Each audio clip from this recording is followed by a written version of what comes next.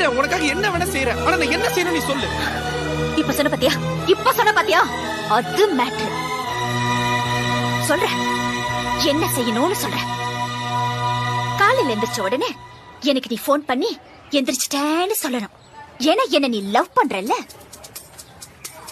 வீட்ல இருந்து ஸ்கூல் வர வரைக்கும் ஒரு சின்ன கேப் இருக்கு பாத்தியா, அந்த கேப்ல நீ என்ன பத்தியே நினைச்சிட்டு வரணும்.